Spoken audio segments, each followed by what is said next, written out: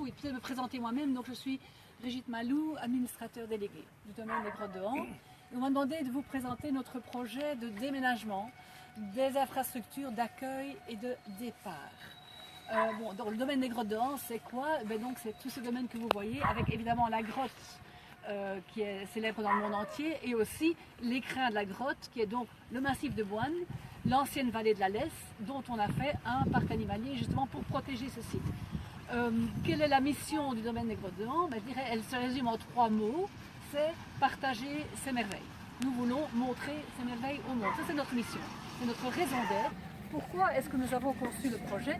Avant tout, je dirais, pour simplifier et faciliter les flux de visiteurs.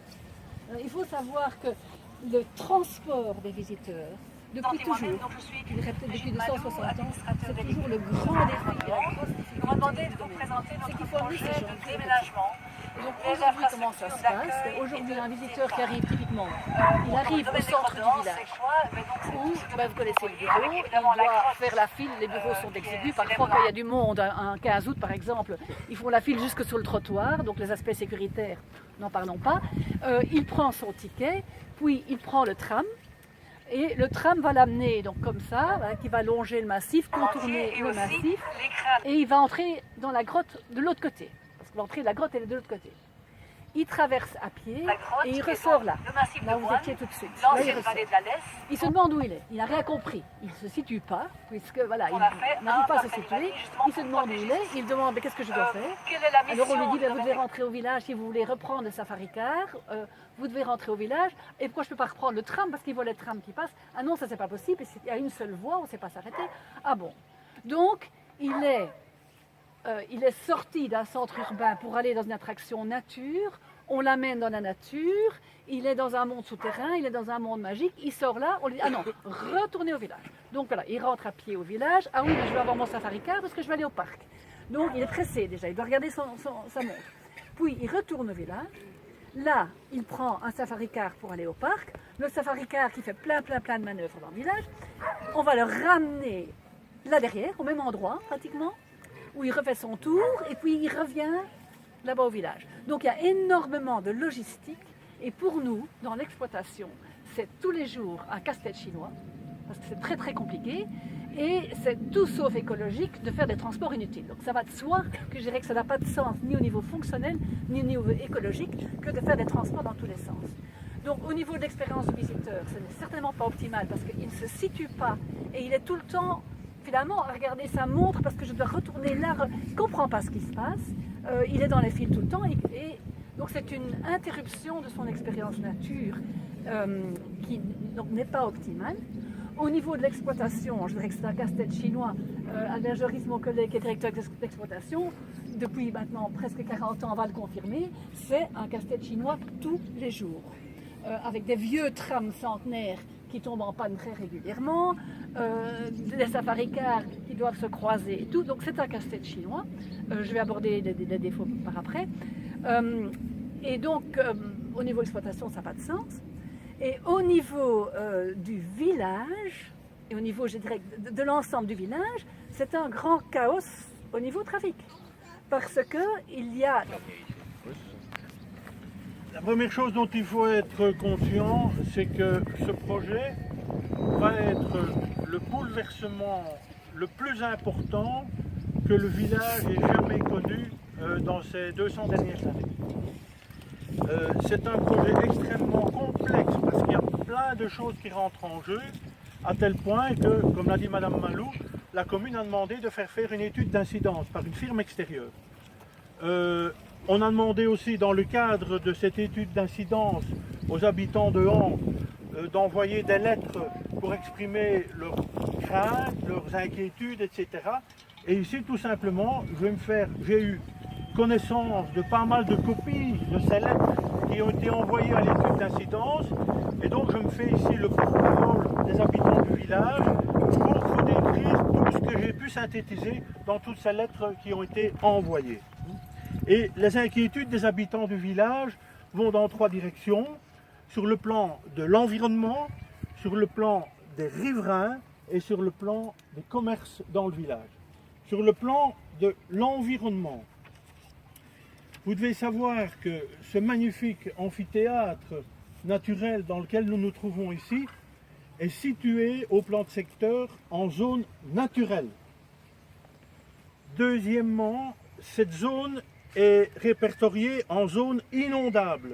Il faut savoir qu'en période de crue, ici c'est un immense lac devant vos yeux. Et il faut dire aussi que cette allée des marronniers qui encercle cet amphithéâtre est classée. La zone ici est en quelque sorte une zone tampon qu'il faut maintenir, une zone tampon entre les activités touristiques existantes qui sont là-bas et cette zone d'un très grand intérêt biologique qui est l'allée des marronniers et le petit ruisseau qui longe l'allée des marronniers dans lesquels on voit martin pêcheur, cingle plongeur, héron. La plaine ici en hiver d'ailleurs est squattée par des couples de grandes aigrettes et ainsi donc pour toutes ces raisons les habitants du village pensent que cette zone doit être maintenue comme elle est maintenant et qu'elle est tout à fait inappropriée à ce projet. Une autre grande crainte que les habitants de Han ont exprimée, c'est celle-ci, c'est qu'à partir du moment où cette zone va recevoir des dérogations au plan de secteur, elle risque de devenir, à plus ou moins longue échéance, un parking permanent. Pour le moment, c'est un parking occasionnel, quand il y a des événements, etc. Mais s'il y a une dérogation au plan de secteur, si elle n'est plus zone naturelle, elle deviendrait un parking définitif. Et surtout, ce que les habitants ont peur, c'est que à partir du moment où la dérogation est accordée, il y ait des prolongements d'activité de la Société des Grottes entre l'allée des marronniers et la ferme bouche qui se trouve de l'autre côté. Pourquoi est-ce que les habitants de Han pensent ça? D'une part, parce que la Société des Grottes a déjà fait des propositions aux fermiers pour lui racheter ses installations. Et deuxième raison pour laquelle les habitants sont inquiets, parce qu'il y a déjà des plans qui existent d'une autre attraction là-bas, des plans orientés vers les animaux domestiques, une ferme modèle, etc.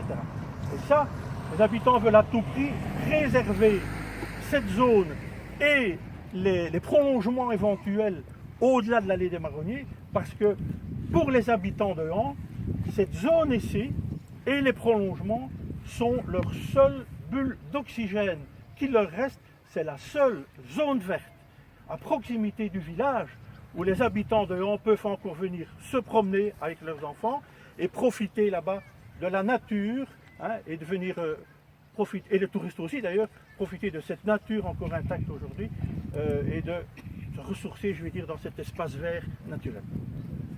La deuxième crainte, c'est à propos des riverains. Il faut dire, comme Mme Malou l'a dit tout à l'heure, que la rue des Grottes ici, c'est un cul-de-sac. Donc, on voit déjà défiler le personnel qui va au pavillon, au restaurant là-bas, les livreurs du pavillon, les gens qui travaillent à l'atelier, à la centrale du tram, les ouvriers qui vont travailler dans le parc, qui passent 10 fois, 50 fois par jour ici avec leur véhicule, les cars qui viennent rechercher des gens au pavillon ou qui viennent en amener. Quand il y a une manifestation, ici n'en parlons pas, c'est le va-et-vient incessant. Il y a aussi les convois agricoles qui passent ici. Donc je veux dire, il y a un trafic inimaginable ici à l'avant. Ce qui pose un gros problème pour les gens de la rue des Grottes. Par exemple, au bout de la rue, il y a une famille où il y a une petite fille handicapée. En face, il y a une garderie d'enfants. Ici, il y a des enfants. Il y a une personne de 90 ans qui habite là. Ces gens ne savent plus se déplacer dans la rue, d'autant plus que dans la rue ici, il n'y a pas de trottoir. Le projet amènerait un afflux de voitures ici. C'est absolument ingérable pour les habitants. Le gros souci des habitants ici, c'est le bruit du tram. Le tram, quand il prend une courbe, du fait que les essieux sont fixes, fait du bruit, quelle que soit la grandeur de la courbe. Le tram tourne ici où il y a le quart blanc là-bas. La courbe est minime, extrêmement minime, beaucoup plus faible que la courbe qui existerait ici. Et malgré tout, le tram fait un bruit abominable en passant là-bas.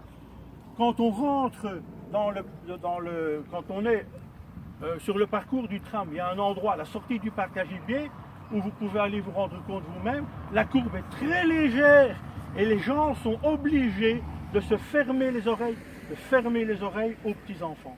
Donc, alors, dire qu'on ne verra pas le tram, on ne va pas enterrer le tram qui fait 3 mètres de haut, hein, c'est pas possible. On va l'enterrer des rails de 50 cm, mais on verra toujours le tram tourner ici dans cette grande plaine ainsi que les safaricars, parce que les safaricars vont revenir ici où ce sera un parking qui est réservé au personnel des grottes, donc il y aura toujours du bruit.